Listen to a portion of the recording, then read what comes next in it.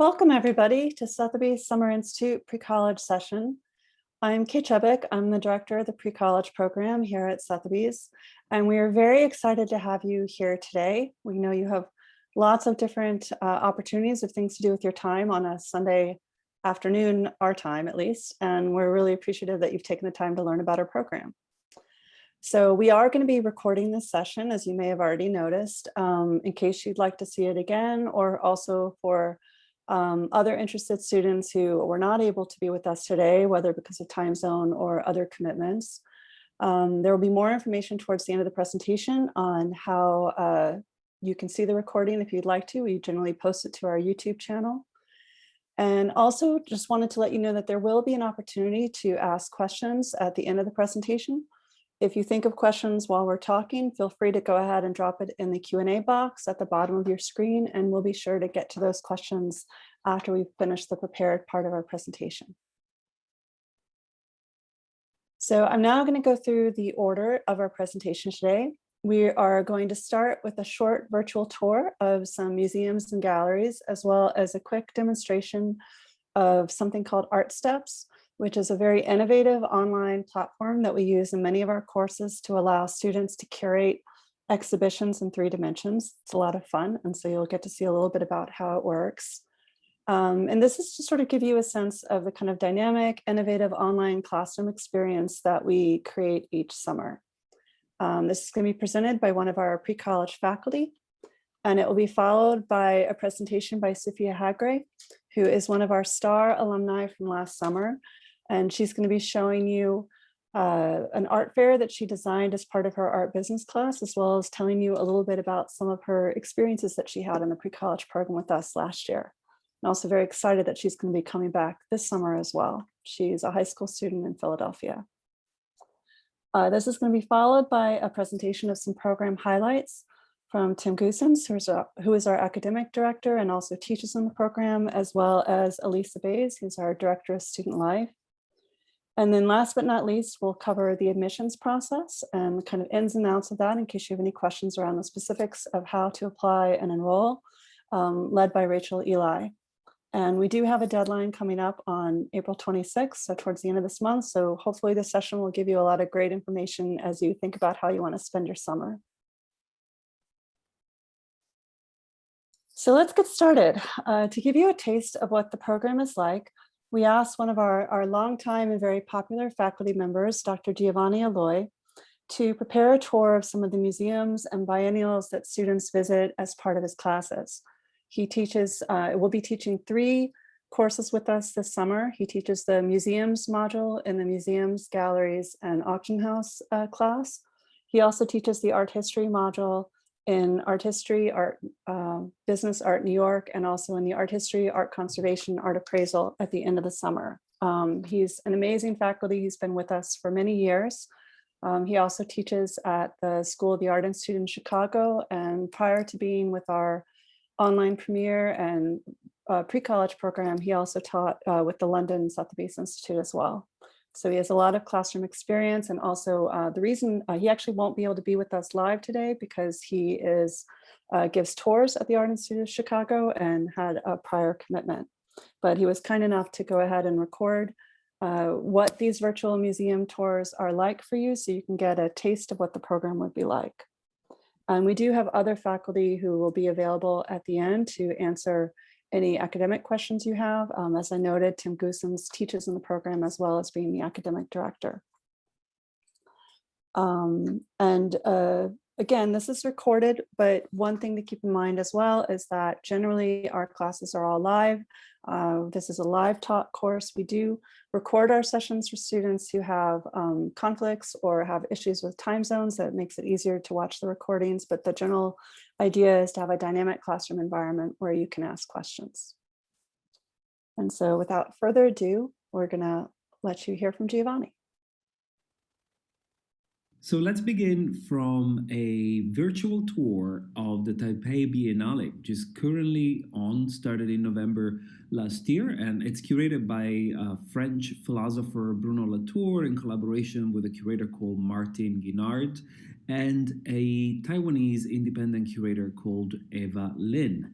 As you can see through the virtual tour, you can visit the space as if you were present there physically, and you can select sections of the exhibition and navigate artworks in accurate detail. You can get quite close to them, and that's what we will do in our classes through these virtual tours. You're seeing here a really interesting work by Fernando Palma Rodriguez called Soldier. This artist works with sculpture and installation art, which are both different kinds of artistic expression we're going to explore together. And he creates images that summon the history and culture of Mexico in relation to contemporary political problems. And let's move on now to a very exciting artist. As you can see, we're looking at painting now. That was a piece of installation art. This is the work of Marianne Morild, a Norwegian painter and installation artist that creates these landscapes. These are sections of landscapes that explore the political and geographical reality. So she uses painting to express so much more than what we can see with our eyes. These paintings become political, and as you can see here again, we can explore the space as if we were here in person and zoom in and take a very close look. We also can get information from the labels. So in this context, it becomes really exciting and fascinating to make the most of the situation that we're in, exploring the world virtually and visiting places that we perhaps could have not visited altogether. And I wanted to explore other sections of the exhibition with you. As you can see, we can get quite close to things again. And this is the work of artist Femke Herengraven, a Dutch contemporary artist that explores the complex relationship between capitalism and geography. Of course, the Taipei Biennale is all dedicated to the environment and the relationship between humans, the environment, and the possibility of solving the problems that we find ourselves in. Different artists address different issues, as you can see, using different media and different artistic languages. One more example from this really timely exhibition is the work of contemporary artist Aruwaki Kaumakan, who's native of southern Taiwan and creates sculptures using wool, cotton, copper, silk, and glass beads that are all woven together with vegetal forms and suggesting hybrid images between nature and human culture. The artist uses lemikalik, which is a Paiwan technique that consists in weaving in concentric circles. As you can see, this is an absolutely beautiful and intricate work of art that emphasizes the importance of indigenous knowledge in contemporary art and in contemporary thinking.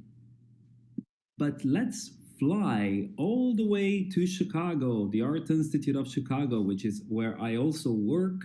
Fantastic collection. I don't know how many of you have been able to see this museum in person, but if you haven't, fear not. Here it is.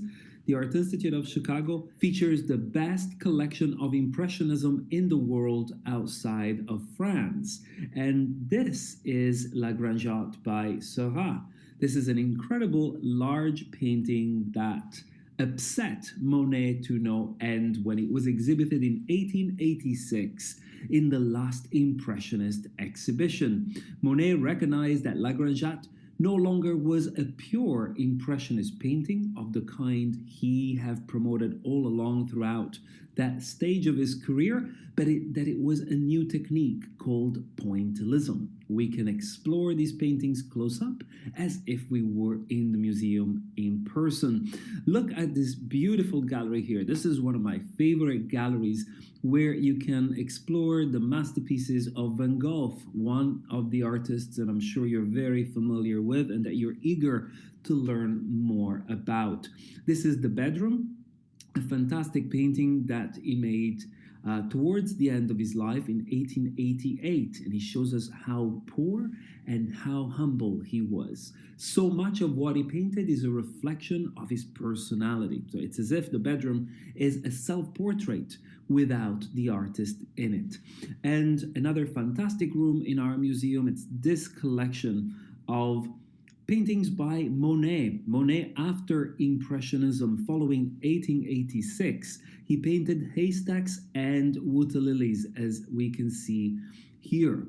In this time in his life, Monet becomes a bit of a recluse and spends a lot of time meditating and thinking about the essence of nature and the essence of light. You can see the brushstroke in this work and how the water lilies become abstract, while the haystack become monumental presence in the landscape.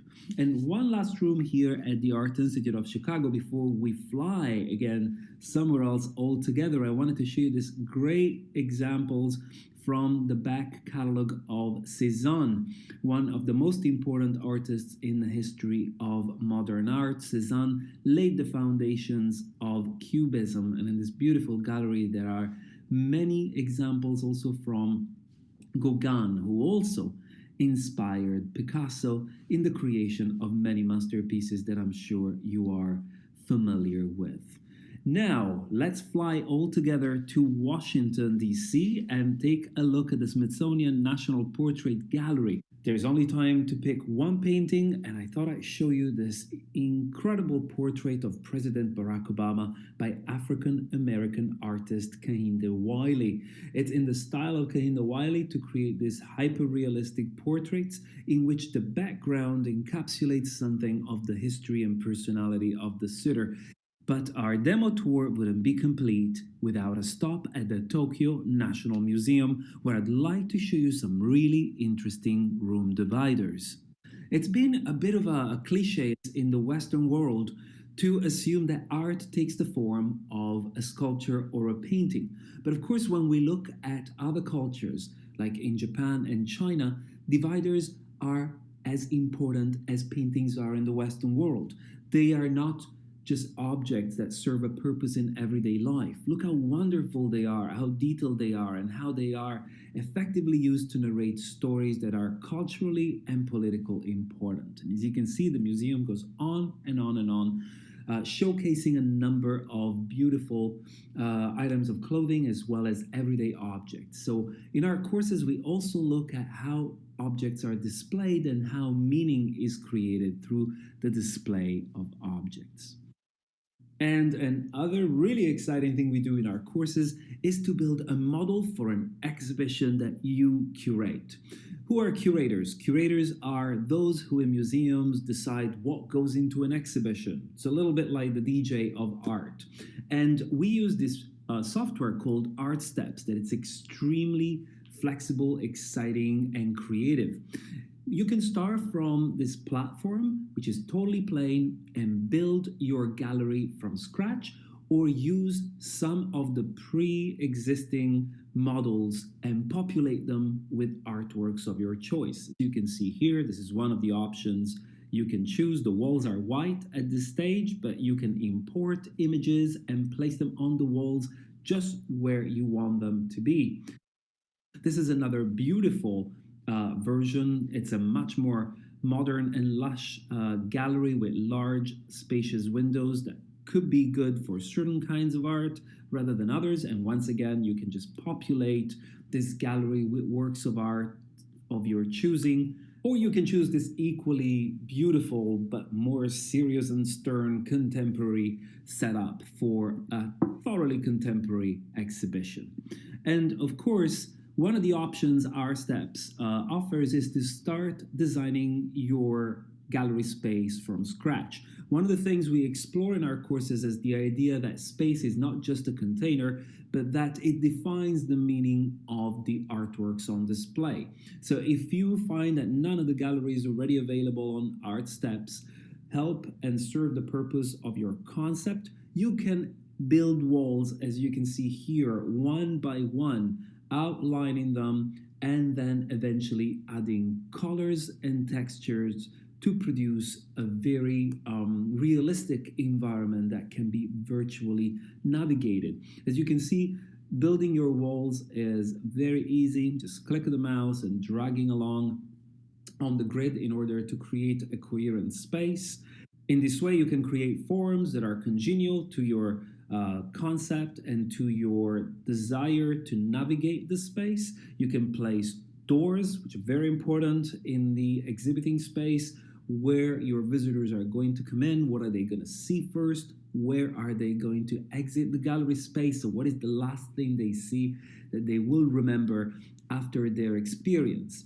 And you can choose the color of your floors, as you can see here, as well as the color of the walls. So this exercise becomes really creative, and it makes us think very proactively about everything in the gallery space, not just the works of art that appear on the walls. Then there's this very handy feature in which you can either search images online for your gallery space, or you can upload them directly. And I always advise to select high resolution images that can be uploaded to your art steps folder and then placed on the walls where you think the image should go. Then we think together about sequences, how images can be lined up to tell stories. As you can see here, there's this beautiful painting by Miro that we can place on our gallery wall right here, and then even add a beautiful Modigliani right here next to it in order to create our narrative. This gives you a very good idea of how creative, engaging, and exciting these art classes can be. We're not just going to look at still images on screen, but we're going to be very engaged creatively with our minds, thinking through art about big ideas. Thank you, Giovanni. That was great. Hi, everyone. My name is Tim Goossens. I'm the Director of Academics here at Sotheby's Institute for all the non-degree programs. And as such, I oversee the curriculum of which classes we offer and which teachers we hire. I want to remind you all that Giovanni was recorded just now, but of course, these visits happen in the classroom live, and the students get to have input in them in, like, we want to go to this room or that room, and the teachers will then speak about the work that is on view. If you wanted to revisit any of these museums, we have listed the websites here. And if you wanted to go ahead and practice art steps or create your own exhibitions for maybe your school right now, we also listed that website right here. As Kay mentioned, I also teach in the program, and I teach the course of art business, which looks at different pillars of the art world that altogether make up this $65 billion worldwide industry. As such, we look at auction houses, galleries, museums, collection builders will come and speak to us. We also have people from the marketing team of a museum that will come and speak with us, as well as an art law specialist who speaks to students about fakes. One of the people in our business last year, our star student, Sophia Hagray, will actually present the final project that she made for her art business course. As part of every course, there is a final project for you to do by the end of the 2 weeks. And her final project was coming up with an art fair. I'm gonna let Sophia take it from here, and I will see you after her presentation. Okay, so hey everyone, my name is Sophia Hagray, and I'm a junior in high school. And this past summer, I was a student at the Sotheby's Art Business course. Today, I will be walking you through my final project for the program. Okay, so throughout the course, we did a number of small projects so as to show what we had learned. Some of these projects included curating our own exhibitions, acting as art advisors, and designing a brand collaboration. So as a culmination of these skills we learned throughout this course, we were able to design our own art fair. So we were given like basic guidelines for coordinating our fairs, but the main aspect of this assignment and many of the assignments throughout this course is that we get to approach the assignments in ways that are meaningful to us. So this is my art fair that I designed. It's called the Chi Vanguard. And most professional art fairs typically have a mission statement. So with our art fairs, we were asked to explain the significance of our art fair and its name. So since it's called the Chi Vanguard, that translates to the homeland's vanguard in Swahili. And a vanguard is a group of people leading the way in new developments and ideas. So my art fair concept took place in a home, which is a very non-traditional setting as opposed to like a white walled gallery space. And students are given like a lot of freedom to design their art fairs in a personal way. So there are no strict guidelines for where the fair can take place. So since I was doing this art fair in the midst of the Black Lives Matter movement, I wanted to pay tribute to the work of Black creatives. So I developed this concept of an art fair and a lifestyle expo centered around the Black experience. And since it's taking place in a home, I decided that I wanted everything featured within the home to be the work of Black creatives. So as far as like even having a, walk-in closet in the home with clothes with Black designers, and the interior design is also by Black designers and the art is by Black designers. So yeah. So these are some mock event advertisements that I designed for the fair. We were asked to do a visual marketing and branding campaign to include logos, a sample of social media, and a couple of key messaging statements supporting our brand, as well as identifying a target audience.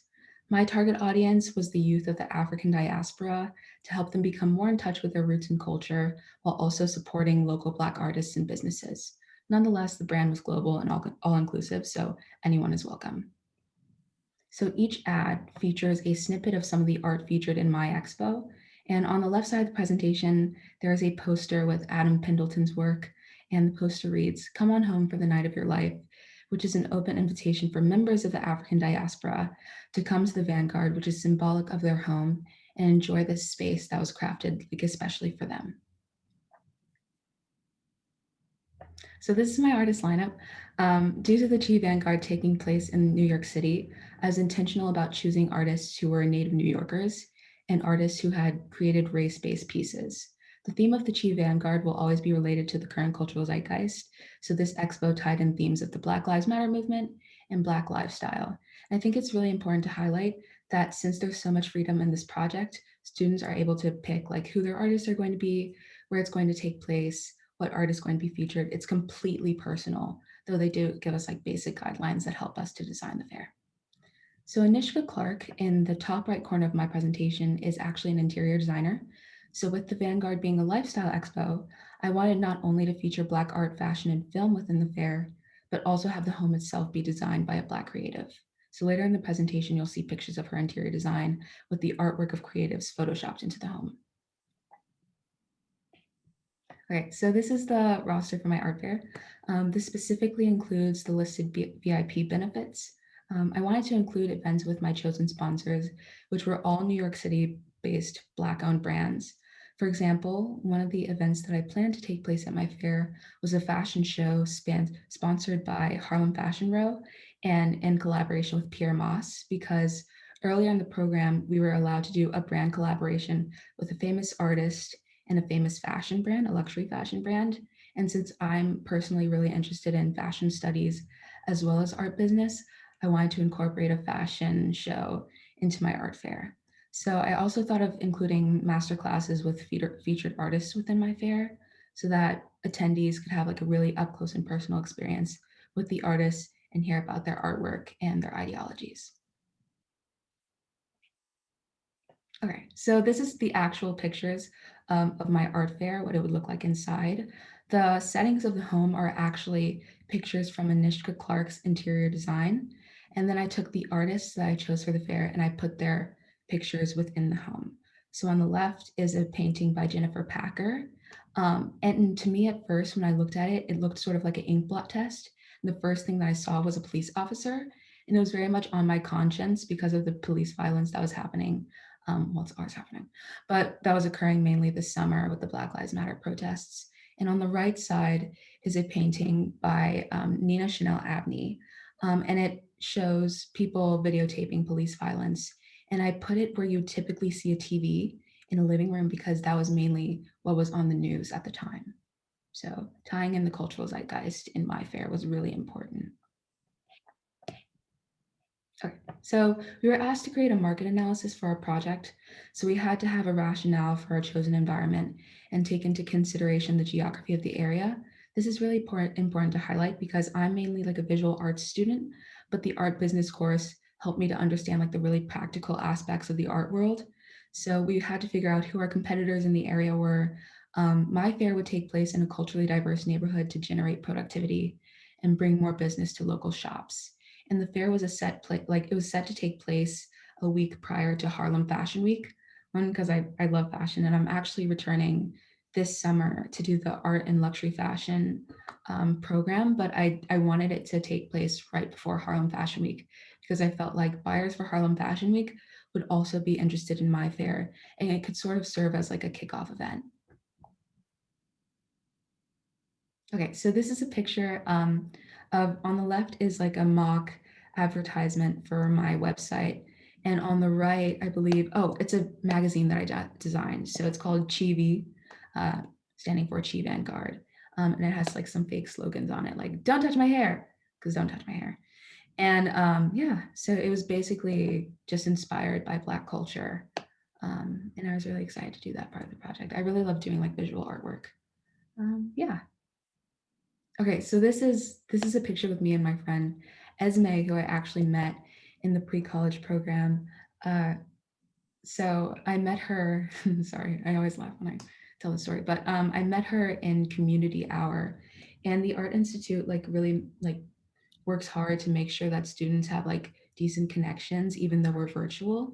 And we had this thing called community hour, and in one of the sessions, we actually had a talent show and she performed in the talent show. Everybody was doing like this extremely like profound. They were showing their artwork. One girl, Ellie, she basically sang a song, but it was in sign language. So everything was like very serious and people took their performances very seriously. But she actually, after all these like profound performances, she performed like a rap song called Ice Ice Baby. And I feel that she was just, it was incredible, and she really set the bar. And when she did that, I actually contacted her on a program that we use for the program. I'm not sure if we're doing it this year, but it's called Canvas. And I messaged her. I was like, you have to be friends. This was incredible. I loved it so much. And we've stayed in touch ever since. And I've actually stayed in touch with many of the students from the art business course. It sort of puts you, you have accessibility to students from around the world. Some of my best friends, Jamila, she's actually from Dubai. I had another friend in my class, Zinnia, who I believe is from Portugal. Kids are on class in different time zones. So some kids watch the recordings and other students are actually like live. Most of the students are live. But it's really easy to stay in touch with the students. And I don't feel that like being virtual like took away from my experience at all because we were virtual, I was able to focus on my work a lot more. So I really was able to create the art fair that I truly wanted to design. So the Chi Vanguard, that worked out. And a few benefits of the program, I would say, is like meeting top professionals and developing a deep understanding of the art world. So we've had master classes with famous artists, like they came in. Tim Goosens, that's insane that he's like, the fact that I know him is like, I'm pretty flattered, but it's really cool to know him, and he's like a curator and it's really cool. But you're meeting top professionals all the time, and a lot of them are putting you like, they're giving you access to other top professionals. I remember my teacher, Sonia Wasnitzer, during class, I was talking about how I love fashion and art, and she actually gave me the contact information for a famous photographer she knows, Elliot Jerome Brown Jr. And I was able to contact him and tell him about my work, and that was just a blessing. And it's really great because it's just a very approachable course that's also intellectually challenging, and you receive a lot of helpful feedback from your teachers about your work. So I would say don't be intimidated, totally take it on. I came into this program not knowing much about the art world and about art business. My background was mainly like theater, costume design, fashion design, but it was a very approachable course and I loved it very much. So yeah. And oh, one more thing. I did want to say that the people in my course, the art business course, had like a diverse range of like talents and giftedness and expertise. And some were like newcomers like me. I was a newcomer to art business. But I would say that like no matter what your talent is, if you're into like finance, international business, if you're into design, if you're into visual arts, like whatever you do, will like they'll touch on that in the course. So since I was like into the arts, I didn't know as much about the business aspects of art like the art world, but like I learned a lot about that, and I was also able to use like my creative gifts um, throughout my projects. So I hope that that was informative. Um, yeah, that's about it for me. Thank you, Sophia. It makes us very happy to hear that you're still in contact with your peers, because we aim for you guys all to make friends all over the world. So I'm very happy to hear that. Thank you. So, as we mentioned, that was a project that is part of our business. As you can see on the screen, it's one of the 9 courses that we offered this year. I think we covered most of what our business is about. It's the 3 pillars, but much more than that. We have an art law specialist come. We have a collection, someone who is a collection advisor for a collection comes to talk to us about how you handle clients in that case. Another course that we offer is art history, and it's so popular that we actually offer it twice. It's not your classical art history course of Western art, where we do start at with the old civilizations of the Egyptians and the Greek, and we go all the way through contemporary art, which is art made today with someone such as Marina Abramovic, for example. But we also look at non-Western art. We look at what is happening in the world around the same time as the Gothic cathedrals are being built, for example. So we look at Latin America, we look at China and other places in the Middle East to give you very, very much a global perspective on art history. Another course we have is Art Crime and Art Law, which is also quite popular. And it talks all about the art heists, the most important art heists that have happened throughout history, such as the Isabel Stewart Gardner Museum in Boston in the US, where thieves took a bunch of amazing paintings, but also the Mona Lisa got stolen. I don't know if you knew that, but it did get stolen at the beginning of the 20th century. With this course, you also visit virtually the Metropolitan Museum, and your instructor will help you identify which works might be fakes. Of course, the museum is never going to acknowledge this. You also get to meet with an with a law professional, rather, who will talk about copyright and about the tribunal in Den Haag in Holland, which just got launched recently, like about 2 years ago, I believe, to deal with international art crime. Another course that we just brought up with Sophia as well is Art Luxury Fashion. It looks at those intersections. It's a so-called exploration, where the 3 topics get explored, but also their interaction with each other. So you will look at artists that collaborated with famous fashion houses, also at how exhibition design changed because of the way luxury products are being displayed throughout history. And as the final project for this exploration, you get to create either your own fashion exhibition or even design your own fashion line. So that's very exciting. Another exploration course, so the 3 topics are art history, art business, art New York. You look at the intersection of them, you get like snippets of each. Whereas art history, which is right above it, is an intensive. So it's 9 days of art history, whereas art history, art business, art New York, you get to taste of all of the 3 subjects. And the last subject looks at New York as the center of the creative capital of the world, basically. In the art trade, most art trade still happens in New York. And then there was London and Hong Kong after that, of course. But it looks at New York, at studios of famous artists in New York, such as Jeff Koons, and also at street art, where New York is still also a capital for that type of art. Then we have a so-called studio course, the painting and drawing course, which is quite popular as well. So if you do want to participate in that one, I would hurry and sign up. It's 9 days of painting and drawing. It is for students with both skills, existing skills, but also if you don't have any experience with painting and drawing, we welcome you as well. So the instructor, Jim Drain, he's a famous international artist, um, is on board to teach both beginners and those with a little bit more experience already. You get to create self-portraits as part of your final project. You start a sketchbook as well. So we have lots of interesting exercises, daily exercises for you in that course as well. So it's going to be a thrill.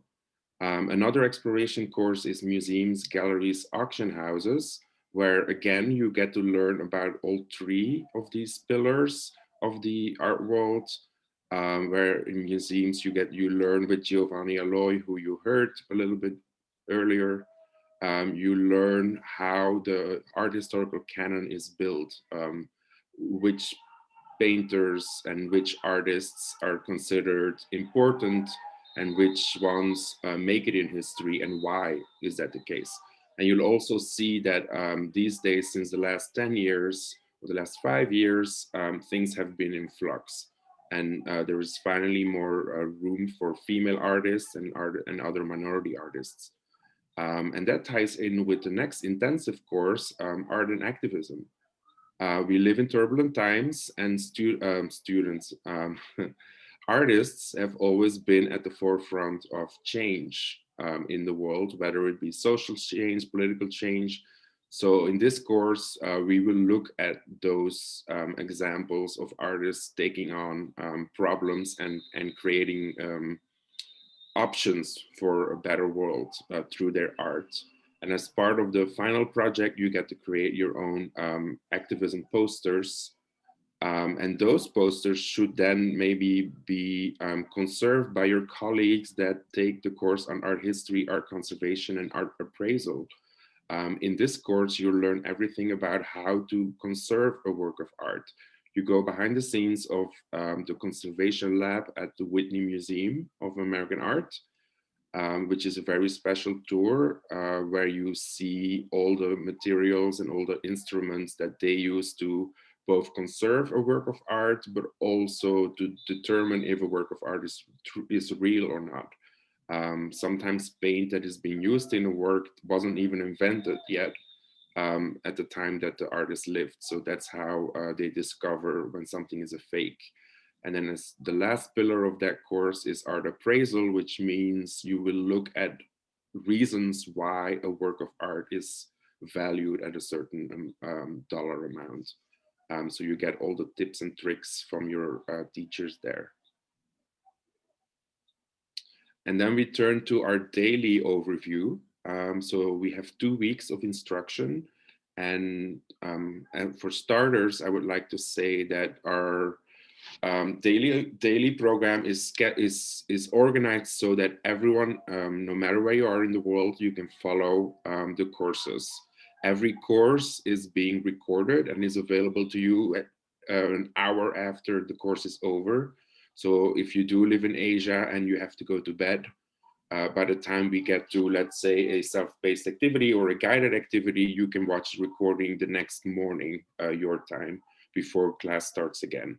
So in week 1, we start on Monday. The program starts with an orientation. We take diversity and inclusion it's very important to us. So we have a whole session on that, and also on how to be a good digital citizen. And then it is followed by a live class where you get to meet your teachers for the first time. Which is very exciting. You have 2 teachers in class with you at all times. So that is a lead instructor and a high school co-instructor. The lead instructor often teaches in college settings, have lots of experience teaching, also lots of experience teaching on Zoom. And the co-instructors teach high schoolers. So they have they have a lot of experience with people your age group. And they're also there to make sure that all the material is understood and is clear to you. So you make sure to always ask questions to both teachers, of course. So you get to meet them that first Monday in the live class, and that is followed by an hour of guided activity. Then Tuesday, the real program starts. You start with a live class in the morning. Oops, we don't say morning because it might be afternoon if you live in Europe or Asia, but we start with 2 hours of live class, followed by a break for you to have dinner or lunch. Then we have a guided activity. A guided activity time is where you get to visit museums like you saw in Giovanni's presentation, for example, or you get to meet with guest speakers from the field that will come and answer your questions. And that is followed by a self-paced activity, which is your homework of the day. So we do have daily homework for you. It is organized in such a way that you could finish it before the next day. So it will take you about an hour or hour and a half to finish. We do ask that you finish it before the next morning or the next day of instruction and upload it to Canvas, which we explain you all about when the program starts. In the evenings, we have special activities, or after the self-paced activity, we have community activities, which Elisa Bays, my colleague, will speak about in a little bit. So the way Tuesday is set up, that kind of repeats itself throughout the week and also throughout the next week until Wednesday, which is the last day of instruction, followed by Thursday, where you have Wednesday later in the day, you have time to work on your final projects. We do hope that you work on them throughout the week, but we have set time apart for you to work on it and to ask last minute questions, because then on Thursday, the last day, you present your final projects to your peers and to your professors, to your teachers. And that is followed on Friday by a closing ceremony where you graduate, basically. We can go to the next slide. And now I would like to introduce Elisa Bays, our Director of Student Life. Yeah, thank you, Tim. Tim just walked us through all of the opportunities that you'll have in our program. And luckily, I get to share with you even more of those opportunities.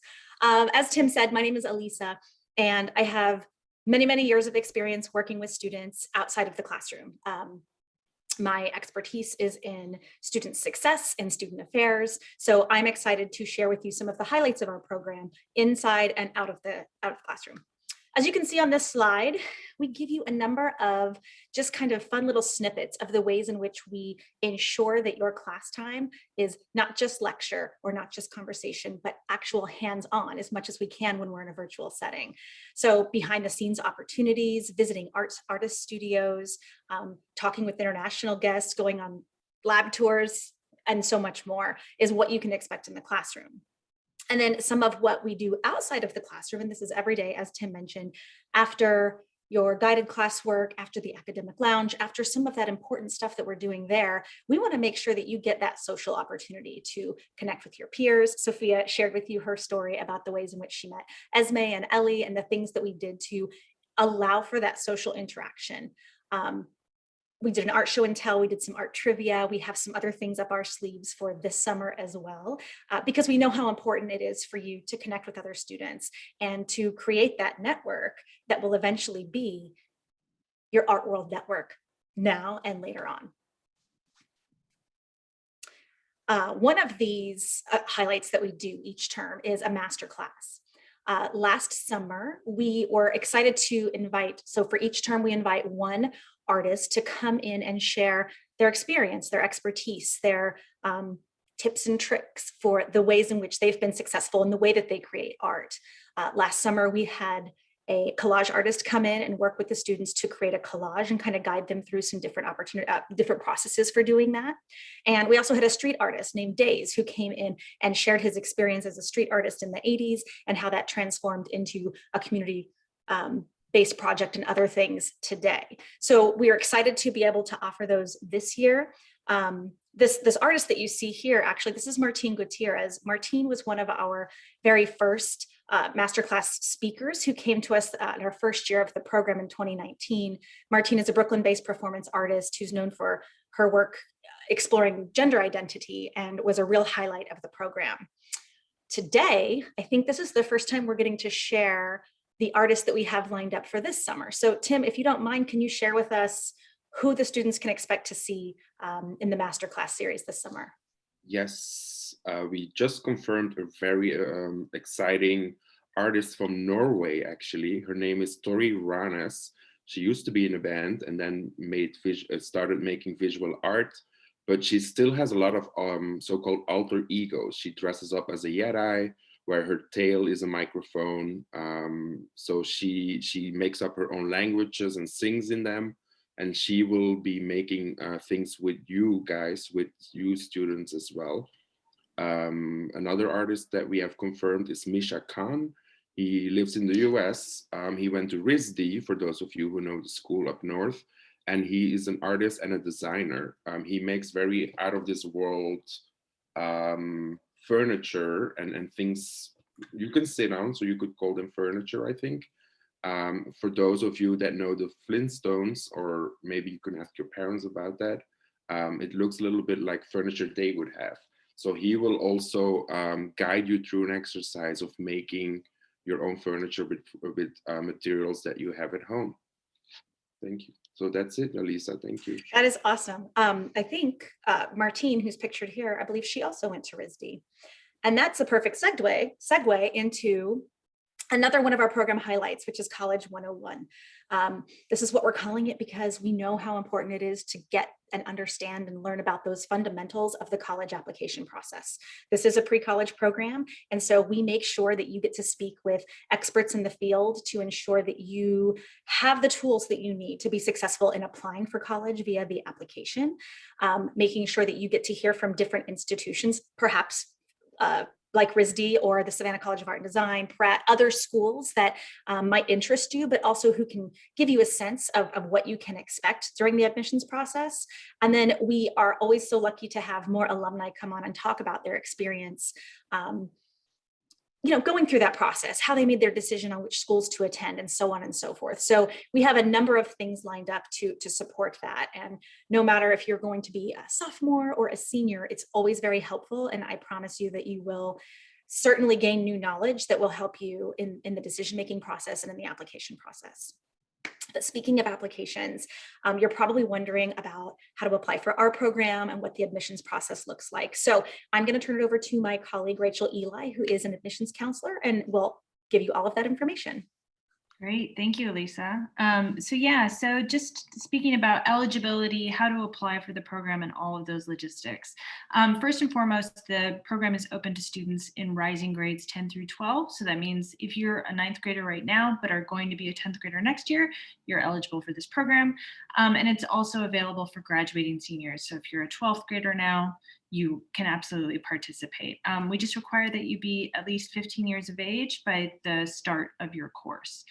In terms of requirements, so you can apply for the program on our website, and the application is pretty straightforward. You provide some basic information about yourself. You'll be asked to upload an unofficial transcript from the past year, and answer a short essay question about your interest in the art world. And then the tuition for each 2-week course is $2,850. Though our financial aid deadline has passed, we are considering requests for aid on a case-by-case basis. So if you are seeking that, please feel free to reach out to our admissions team. That email is precollege@saa.edu. Also, I did want to mention we partner with a lot of community-based organizations in the US and the UK, and we work closely with those organizations to bring students from different backgrounds and subsidize their studies here. So if you are associated with a community-based organization or scholarship program, please feel free to reach out to us. We'd be happy to work with your students as well. And then the last thing I wanted to note is that we do have an application deadline coming up. That's April 26th. So I would definitely encourage you to apply by then. It gives you the best opportunity to be placed in your #1 choice for the summer.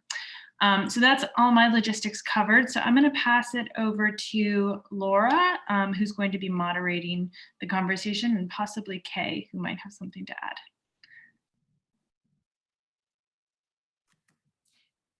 I think we have actually quite a number of questions in the chat, and since we're running slow on time, I think maybe if we go straight to the Q&A. So thank you so much, Rachel, for providing that information.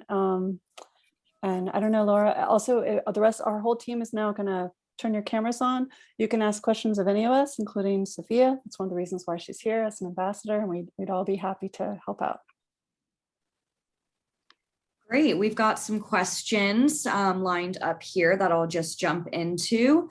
One question is, if I deferred last year, do I have to apply again? And I think that one goes to Rachel. Yeah.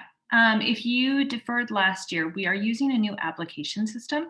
So we are going to ask you to reapply. However, we've created a shorter application for you. So again, just reach out to us at precollege@sia.edu and we can give you that those instructions. We've also waived the $50 application fee for you. Great, thank you.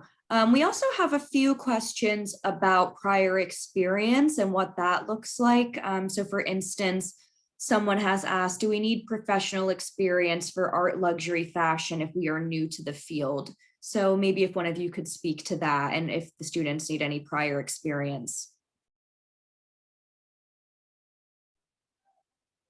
Hi, I'll take that one. No, you don't need any prior experience. We design our courses for both as an introduction, and we'll take you on a journey for you to be experts by the time Thursday comes around in the second week. So feel free, don't feel afraid to enroll in them. We expect you not to know a great deal, and we'll guide you through that. Yeah, and I want to add a little bit to that because there were, I think, a few questions actually to that topic. So it seems to be something that's on people's minds that I think Sophia also addressed a little bit in her presentation as well, that we try, or Tim really is the one trying to design the projects with the faculty to be quite flexible and open-ended so that you can complete them at different stages, so at different levels. You don't necessarily have to, for example, do a whole social media campaign that goes along with the art fair if you feel more comfortable sort of starting it off at a more basic level. Or you can do all of the different tasks that are suggested to you if you really want to be ambitious and you have the time to complete it. Another thing too that I think is important, given that these are online courses, is that we provide a lot of supplemental information for each class and for each day, even sometimes, of additional resources that you can go and look at in your own time. And because you get, I think, 90-day read-only access to these courses after they complete, there's actually a lot of time after the course ends where if you wanted to still like dive even deeper into the topic and learn more information about it, you'll still have access to the course in our learning management system, Canvas, to be able to sort of go again at your own pace at the level that you feel is appropriate. So I think that's a great question because I know it can be intimidating. The first year we launched this, my niece, and looking at the courses because she was a high school age, very into the arts, felt a little bit intimidated by some of the content that it seemed like you already needed to be an expert. And that's absolutely not the case. Like we really aim to sort of meet you at wherever you are in your creative journey. So great question. Yeah, I took the art business course, not knowing anything about like art business or the art world. I was like, what's going to happen? And I basically what I would do was I tied everything I knew about fashion and the arts into what I did. I also, we're given like supplemental like readings and videos to watch even prior to the course. So I think like a week before they sent us like videos. Also, my teachers, we had like they're sort of not tutoring sessions, but like time to ask teachers questions even about like their personal experience in the art world. So I remember like I would stay afterwards and ask my teacher Sonia about her experience at NYU and at Tisch. and like the things that she did like prior to teaching this course. And I learned so much just from like having conversations with the teachers and even other students. Like I would say like my advice is like talk to other students about what they're interested in, because that can like unlock a whole new world of things that you weren't even expecting to learn about. And follow like this is not like a plug, but follow Sotheby's on like Instagram. I think that helps because they're like talking about like different art pieces. That's just like an easy way to learn about art, I guess. Yeah. Thanks, Sophia. That was such a great suggestion. Okay, along those lines, if a course grade for applicants is 10 to 12th grade, is it acceptable to join as a 9th grader? Yes, again, if you are currently a 9th grader, you are eligible for this program because that means you're a rising 10th grader. If you are currently an 8th grader and a rising 9th grader, then no, you wouldn't qualify in that. You wouldn't be eligible in that respect.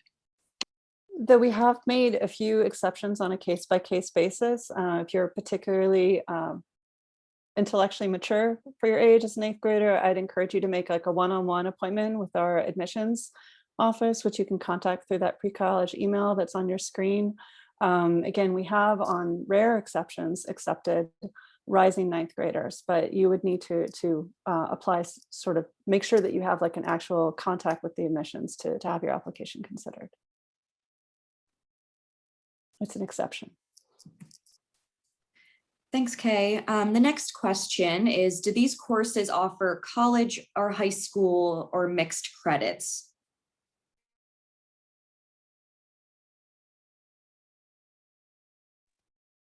Tim, do you want to take it, or I can? Either way. Okay. Because they're short, our terms are 9 days, I mean, with the weekend in the middle. So it's sort of a 2-week program. They are not long enough to be able to sort of hold college credit or high school credit. What they do though is actually give you an incredible opportunity for, I would say, sort of pre-professional development in terms of getting a sense of art world careers and art world experiences. I also think they provide some really great college preparation, both through the activities that Tim mentioned in the classes, in terms of they are fairly rigorous for such a short course, but also through the exposure to college admissions officer, excuse me. We have alumni like Sophia come and talk during the College 101 about their experiences applying to college. We've brought in experts in the portfolio process in the past. We also have something called an academic lounge that operates each day that has some specific programming that's run by a few individuals who have experience teaching college level writing. Also, one of them has his own business, actually, working with students to apply for colleges, especially on their application essays. And we try to provide a lot of experiences and knowledge so that you can be successful both in applying to college, but also seeing like what are some viable career options in the arts that are maybe beyond just the typical ones you may have thought of before. Like, for example, in a museum, it's not just the curator, it's also the registrar, the conservators, the sort of the different types of positions that are available. You can talk with specialists at Sotheby's auction house. We try to open doors for you. So while there's no college or high school credit at the end of it, we believe that the experience is very valuable in terms of providing you some pre-professional development to make wise choices in looking at your future. Awesome. So we have a question about meeting students from other courses and if there is an opportunity for that. And I can actually jump in on this question. I'm a program coordinator within Sotheby's Institute of Art. And if you do attend the program, you'll see me during some of those social activity periods. And the great thing about those activities is that it's all of the courses together. So you'll get to meet students from the other classes and get to know each other in a more casual setting where you can be in conversation with each other and be doing some activities outside the traditional academics. So you'll definitely be able to meet students from other courses during that time.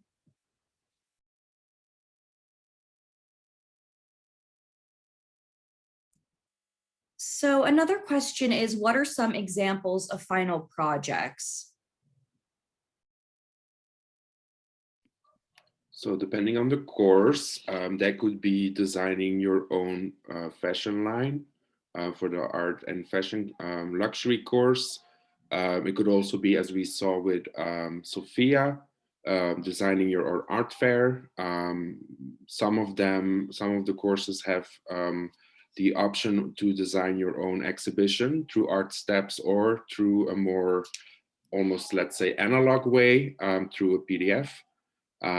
So they're very diverse final projects. Often you have the choice of 2 or 3 within the course.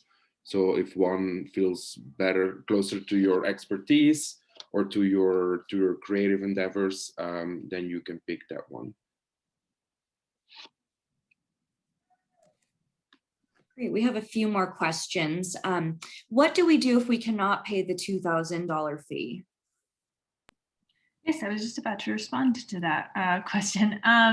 So although although the financial aid deadline has passed, we do consider requests for aid on a case-by-case basis now as the program gets closer. So I would encourage you to reach out to our admissions team at precollege@sia.edu and just explain your situation, and we can advise you from there. Awesome. And I think a great way to round out this session is with the question, will this recording be available for viewing? And if so, how do we access it? Great question. Yes, it's being recorded right now, and everyone who is RSVP'd for this event will be receiving an email tomorrow morning with a link to that recording. It will also, if for some reason you don't get that email, be sure to check our the Sotheby's Institute of Art YouTube channel, and we'll be posting it there as well. And thanks to everyone who attended today. We really appreciate the time and investment you've put into this. I know we've gone a little bit over our time, but we really appreciated your enthusiasm. And special thanks to those of you who thanked Sophia and the questions in the chat, especially. I know it was great to hear from students as always and your authentic experience in our program. So thank you, Sophia, for joining us too. And again, we hope to see you this summer. This is a very, I think, unique program in terms of its focus on professional development in the arts and in giving you ideas and options for how you can spend your future before you even go to college so that you can make wise choices. The auction house has been around for almost 300 years. The Institute itself is about 50 years old. And we were very excited this summer to embark on our 3rd year of this, which is our newest venture with the pre-college program. So thank you so much, everyone, for coming.